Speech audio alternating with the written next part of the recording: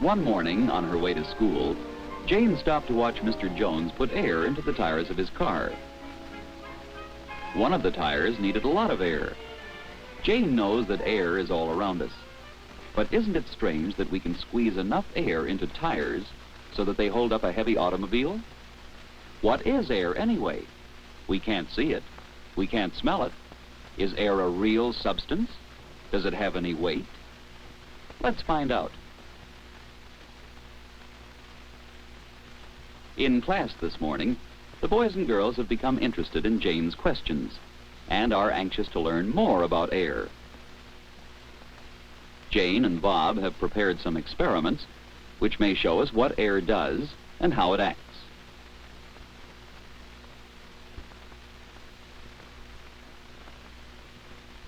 They turn a glass upside down and push it under water. Does any water go into the glass? No, because the glass is full of air. When the glass is tipped, air bubbles go into the water, and as the air comes out of the glass, the water goes in.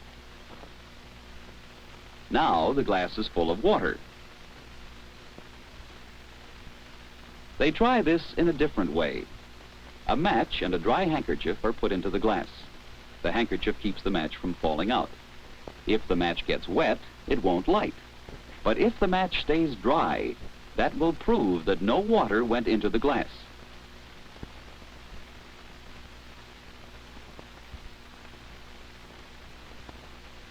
Did the match get wet?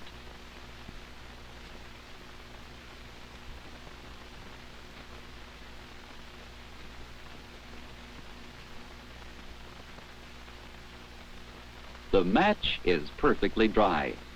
As long as the air remained in the glass, the water couldn't get in.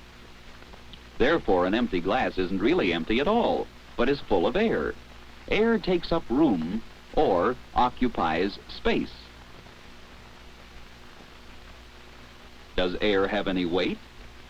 Bob places a deflated basketball on one side of the balance scale, and on the other side, he pours sand into a glass container. The glass gets heavier and heavier, and when that needle moves to the center line, the glass and the basketball weigh exactly the same.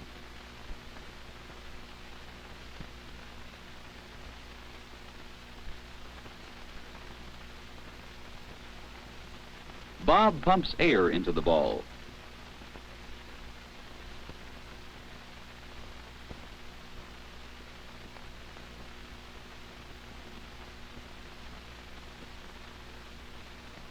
Now, the basketball is heavier than it was before. The air that was pumped into it must have made it heavier. So we learn that air does have weight. Air is a substance. Bob fills a glass with water and, holding it under water, places one end of a rubber tube in the glass.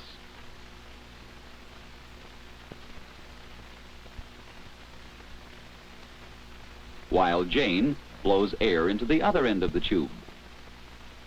As the air bubbles go up into the glass, they push the water down until the glass is full of air.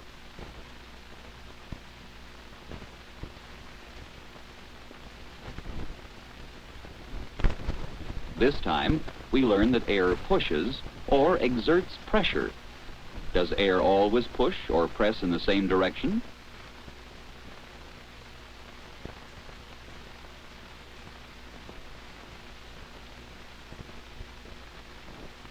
Bob puts a piece of heavy paper on a glass full of water and turns the glass upside down. The paper doesn't fall because the air pushes upward.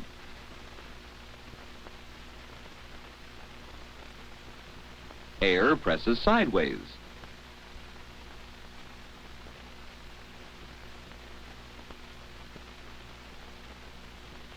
Jane cannot blow the card away because air presses downward too. Air exerts pressure in all directions. To give further proof, Jane fills a glass tube with water and lifts it from the tank. The water remains in the tube because the air pressure underneath keeps it from falling out. But when she lifts her finger, air pressing downward helps to push the water out. So far, we have learned that air takes up room or occupies space. Air is a substance and has weight. And air pushes or exerts pressure in all directions. What happens to air when it becomes warm?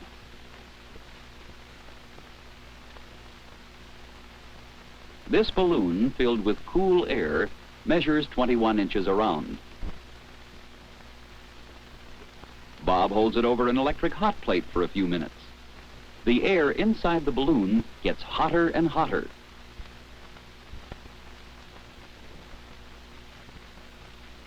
Now it measures more than 22 inches around. The balloon became larger when the air became warmer, and the reason is when air is heated, it spreads out or expands. A long glass tube pushed through a rubber stopper is put into a jar made of heat-resistant glass. The jar is half filled with water, which is colored to make it easier for us to see what happens. The space above the water is filled with air, which cannot get out of the jar. If you pour hot water over the jar, the air expands, and since the bottle cannot grow larger, the air can spread out only by pushing the water up into the tube.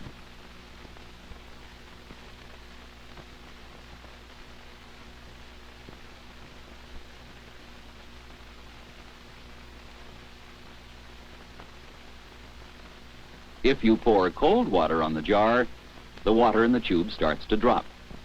That means that when air is cooled, it takes up less room or contracts and allows the water to fall back into the jar again.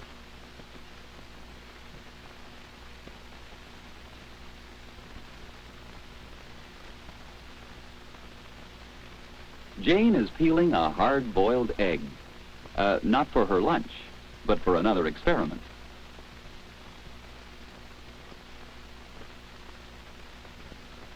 It won't go into the milk bottle, but let's see if you can make it fit. Drop a lighted match into the bottle. The air in the bottle expands, and some of it escapes. When the match goes out, the air which has escaped tries to get back inside. But since the egg is in the way, the air pushes the egg down into the bottle. How shall we get the egg out? That's easy, says Bob. If we can squeeze a lot of air into the bottle behind the air will push the egg out. Bob blows air into the bottle, and here comes the egg. When a lot of air is squeezed into a small space, we call it compressed air. Compressed air pushes very hard. The air that we put into automobile tires is compressed air. You have learned some important facts about air, but there's a lot more to learn, and that means many more experiments. Perhaps you can do some in school or at home. Meanwhile, see if you can answer these questions.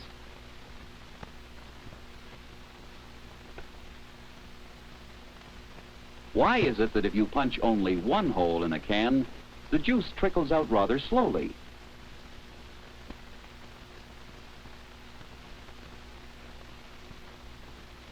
But after you punch another hole in the can, it pours out in a smooth stream.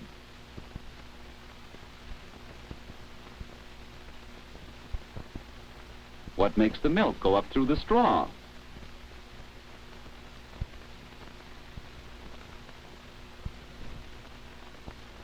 How does a medicine dropper work?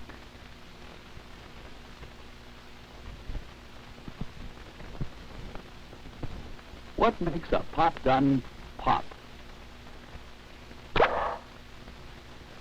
Can you explain these things?